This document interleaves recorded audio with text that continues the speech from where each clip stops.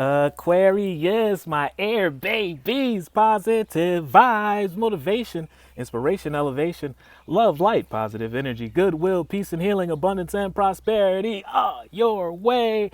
Please like, share, comment, and subscribe if this page has been a blessing to you. Check out my LinkTree. Link is in the bio. I do have some special treats there for you.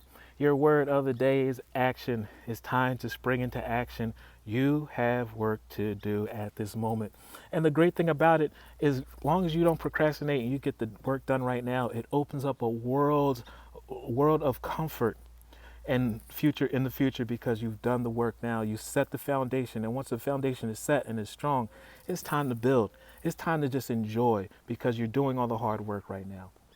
My divine action incites love and harmony. I am aware of my thoughts and driven by positive forces.